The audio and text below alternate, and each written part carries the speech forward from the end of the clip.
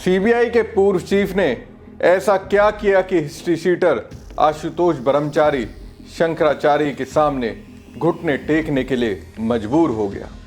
आशुतोष ब्रह्मचारी क्यों कहने लगा शंकराचार्य के सामने मेरी कोई औकात नहीं।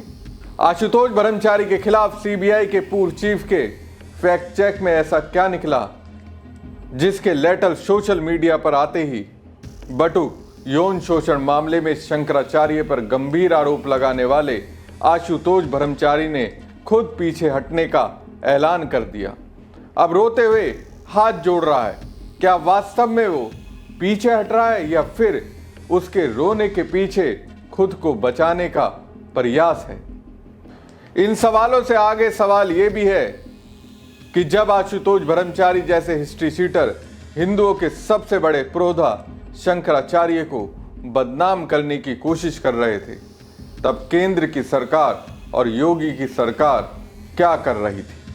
सीबीआई के पूर्व चीफ नागेश्वर की ओर से अब तक की फैक्ट चेक को जानेंगे तो हैरान जरूर होंगे।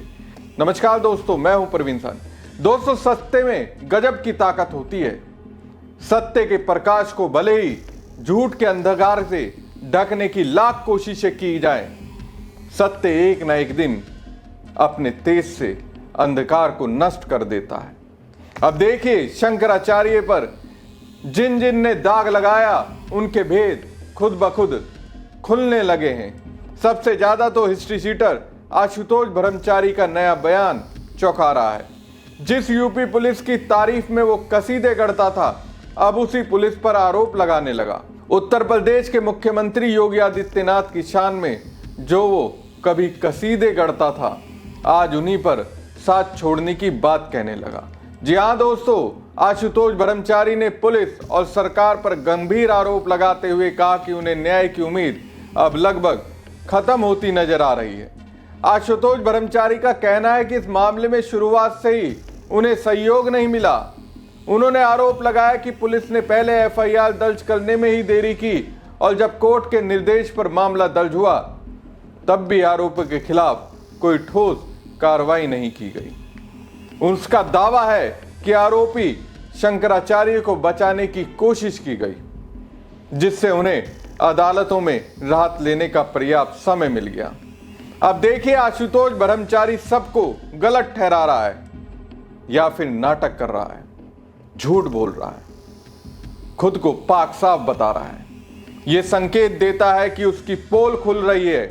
जो दावे उसने शंकराचार्य के खिलाफ किए थे वो सत्य की कसौटी पर फुस साबित हो रहे हैं। कोर्ट के सामने कहीं ठहरने वाले नहीं है।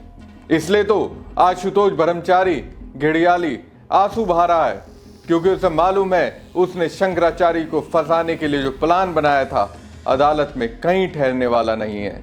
आशुतोष ब्रह्मचारी कह रहा है उसके पास ना तो बड़े वकील हैं और ना ही इतना पैसा कि वो लंबी कानूनी लड़ाई लड़ सके। बताइए, पैसा इसके पास नहीं है। संत के वेश में ये महंगी जिंदगी जीता है और ये कहता है इसके पास पैसे नहीं है। यही नहीं दोस्तों, आशुतोष ब्रह्मचारी सबसे गंभीर आरोप सुरक्षा को लेकर लगा रहा है। उसका कहना है कि उन्हें और पीड़ित बच्चों को किसी तरीके की सुरक्षा मुहैया नहीं कराई गई है, जबकि उन्हें अपनी जान का खतरा महसूस हो रहा है। ऐसे हालात में उन्होंने खुद को इस लड़ाई से पीछे हटाने का फैसला किया है। इसी बीच वो पत्रकार सामने आ गया जिसने शंकराचार्य के पास जाकर आशुतोष पांडे उर्फ आशुतोष ब्रह्मचारी के कारनामों की पोल खोल दी। अब उसके साथ आशुतोष ब्रह्मचारी क्या कर रहा है उसने पूरी कहानी बता दी। जी बिल्कुल, हम आपको बता देंगे। पूरी हमने बात जो है बनारस जाकर शंकराचार्य जी के मठ के सामने अपने बताई थी, उनको शंकराचार्य जी के समक्ष रखा था। उनको अपना लिखित भी हमने दिया था कि जो चीज़ें घटना हुई थी उनको रखा था पूरी तरीके से। उसके बाद से मैं जब से शाहजहाँपुर आया हूँ, मेरी जो छोटी छोटी बच्चियाँ हैं वो स्कूल भी नहीं जा पा रही हैं, पूरी तरीके से घर में बंधक बनी हुई हैं। आशुतोष पांडे के लोग लगातार मेरी रेकी कर रहे हैं। मेरा जो पैतृक घर है हरदोई, वहाँ भी मैं नहीं जा पा रहा हूँ। मेरी 75 ईयर की माता जी हैं, उनके पास भी मैं नहीं जा पा रहा हूँ और उनके लोग लगातार मेरी रेकी कर रहे हैं। मेरी जान को लगातार खतरा बना हुआ है। इसके संदर्भ में मैंने हरदोई पुलिस को ईमेल के जरिए सूचना दी है और उसके बाद में मैंने शाहजहाँपुर पुलिस को भी ईमेल के जरिए सूचना दी है। क्या खतरा, क्या लगता है आपको, क्या हो सकता है? बिल्कुल, जिस तरीके से मैंने पूरी बात को शंकराचार्य जी के सामने रखा था, जो मुझे प्रलोभन दिया गया था, मैंने उसको पूरी तरीके से नकार दिया था। मैंने कहा कि ऐसा मैं प्रलोभन स्वीकार करने के लिए नहीं हूँ, और जो मुझे प्रलोभन दिया गया था कि आप शाहजहाँपुर में रहते हैं, आप इतना बड़ा हम आपको प्रलोभन दे रहे हैं, यहाँ से आप कहीं भी शिफ्ट हो सकते हैं, सुरक्षा की जिम्मेदारी दी जा रही थी। लेकिन जिसके बाद मैं बनारस गया और अपनी पूरी बात को रखा, उसके बाद से लगातार मुझे धमकियाँ मिल रही हैं, अननोन लोग मेरे पीछे घूम रहे हैं। पूरी तरीके से मुझे सुरक्षा की मुझे खतरा लग रहा है। क्या लगता है, क्या हो सकता है? मुझे लग रहा है कि आशुतोष पांडे के लोग जो हैं वो मेरी जान के लिए किसी भी कीमत पर मेरी जान ले सकते हैं, क्योंकि मुझे लग रहा है कि जो हाई कोर्ट का जो फैसला स्वामी जी के पक्ष में आया है, शंकराचार्य जी के पक्ष में आया है, और जो लगातार स्वामी जी के शंकराचार्य जी के पक्ष में लोग आ रहे हैं, क्योंकि मैंने जो अपनी बात रखी थी उसके बाद से लोगों को दम मिला है और लोग लगातार उनके पक्ष में आकर के अपनी बात को रख रहे हैं, जिससे मुझे पूरी तरीके से खतरा बना हुआ है। आप क्या चाहते हो? अब मैं चाहता हूं कि शाहजहाँपुर पुलिस को मैंने ईमेल के जरिए और हरदोई पुलिस को मेल के जरिए सूचना दी है कि मेरी जान को खतरा है, मुझे सुरक्षा प्रदान की जाए, और जो मेरी माता जी मुझे हरदोई वहाँ उनसे मिलने का दिया जाए। पहले क्यों नहीं बताया?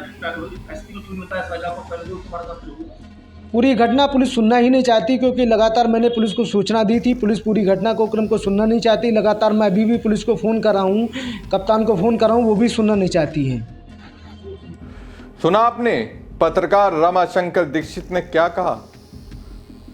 उन्होंने कहा, मुझे शंकराचार्य को फंसाने के लिए लालच दिया गया।